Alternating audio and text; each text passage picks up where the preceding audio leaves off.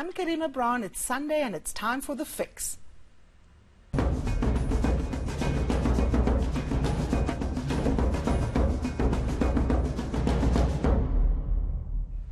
Welcome to this edition of The Fix, where every Sunday we hold those in power to account.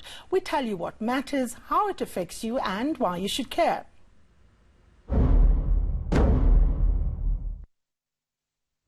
Now, several religious organizations have decided to keep their doors closed, despite the decision announced by President Cyril Ramaphosa that faith-based organizations would be allowed to open and allow 50 congregants to gather to worship as from tomorrow under level 3 of the lockdown. Now, this amid denials by the South African Council of Churches that they had pressurized or lobbied the state to open places of worship, as several individual churches and mosques decided to keep their doors shut. Well, joining me to discuss the issue is Anti Apartheid activist and director of the Center for Healing Memories, Father Michael Lapsley, as well as the chairperson of the Claremont Main Road Mosque, Jaamia Galant. Thank you so much for joining me. Ladies first, Jaamia, let me start with you. The Claremont Main Road Mosque issued a statement saying that the Board of Conveners had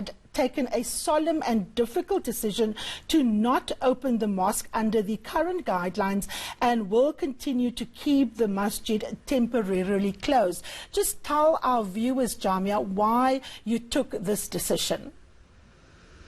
Well, our guiding principle has always been and continues to be the preservation of life. And in this instance, for us, the decision was not a decision about faith. It really is a decision about public health and doing our own risk assessment in terms of what would it entail to ensure the safety of our congregants, our staff, our imams.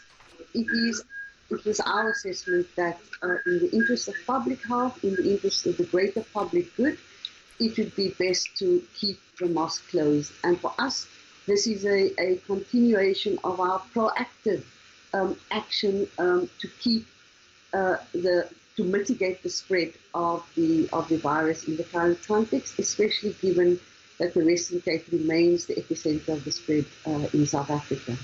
Now, Father Lapsley, you came out very strongly and said on social media that this is probably the deadliest decision that the government has taken, and you've implored worshippers to remain home. Explain your stance, particularly given the fact that the South African Council of Churches has cautiously welcomed the decision.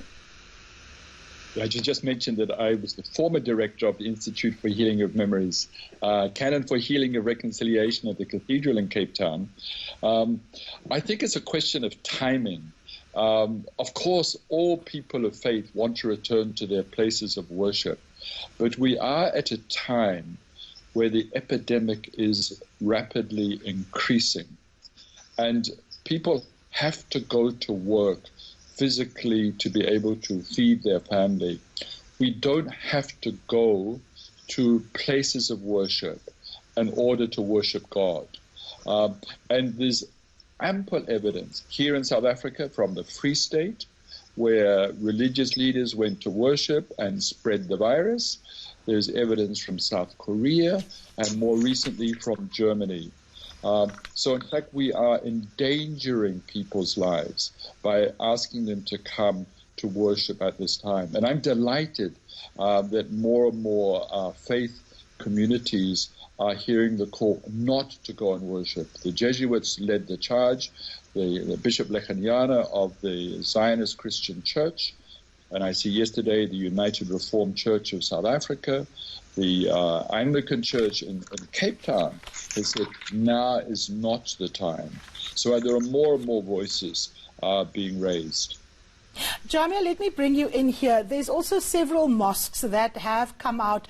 The Muslim Judicial Council, which is the umbrella body for many mosques, particularly in the Western Cape, have also said that individual mosques should assess their ability to adhere to the regulations, as the President has put down. A draft statement has also been released speaking about mosques here in Gauteng and in other parts of the country where they have actually decided that they're not going to close. For people who are not Muslim, just explain why communal prayer is important, and more importantly, why at this time you are saying that it is actually better and safer for people of the Muslim faith to remain and pray at home. Well, I completely agree with Father Lapsley, firstly, that you do not have to go to a place of worship to worship God. And so, you know, we've just come through the most sacred month for Muslims, Ramadan, and people showed that, you know, we can actually worship at home. We can make our homes sanctuaries of worship. And so are and can be flexible in that regard. And if you think about, you know, what it would entail to maintain the safety of congregants coming to a place of worship like the masjids, we have 5 daily prayers. It would require sanitizing of that space 5 times a day. Not only is it about just sanitizing the space, every mosque is carpeted. It would entail every congregant who wants to come to this congregational prayer to bring their own prayer mat. And what we can do and what we do encourage now is for people to use their home, to use their families as their congregations, to perform this congregational prayer within their homes. And it is a kind of a flexibility that we can practice within a crisis moment, within a context of a pandemic. And it is wonderful that so many more mosques and other places of worship have exercised their minds in making these decisions and not followed, you know, bodies and representative bodies who have not actually consulted with communities to lobby this call with the president. I mean, these are really communities making these decisions on the ground to say, for our communities, we cannot ensure the safety. We recognize the risks involved in opening our institutions, and we will not do so. So, you know, it's strange that there were these organizations that lobbied, but, you know, there are very few of them who are now claiming to want to open their institutions. This is actually a point I wanted to raise, Father Lapsley, with you. We've seen the South African Council of Churches deny that they were involved in lobbying the president and the state, or in fact cabinet. Can you just tell me, are you in possession of information about who exactly amongst the religious communities pushed for this decision? Because when I certainly engaged people in government, they were saying unofficially that there is a push from the ground, and people are afraid that religious people were going to in fact break the rules, and government was very worried about what it would look like if priests and religious people would be arrested. Where does this push comes from, if anywhere, given the fact that everyone is now denying that they ever asked for this? Yes, I think it's disingenuous of the faith leaders to run for cover at this point, because clearly there were meetings, more than one meeting, yes, with the president.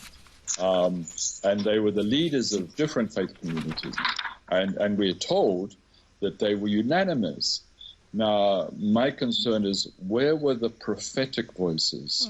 Where were the voices that were so much part of our history, saying, this is not the time. We worship a God of life. It's not about the interests of an institution. And I want to say today, thus says the Lord, this is not the time to go to places of worship. That day will come, but it is not yet. And I think if you read the small print of what many of the faith leaders are saying, they are saying we've got to prepare. It could take 1 week. It could take 4 weeks. It could take up to 3 months. I want to call on all the faith leaders today to come out on this day of prayer and say to the faithful, please don't go to places of worship at this time. It will risk your life and the life of others. Now, we are going to take a short break. Father Lapsley and Jaamia. Jaamia, of course, the chairperson of the Main Road Mosque in Claremont. When I return, I'm going to be reading from an extract of a letter from the South African Council of Churches to President Ramaphosa, where they, in fact, calling for the opening of churches, despite the fact that they have now denied it. Don't go anywhere.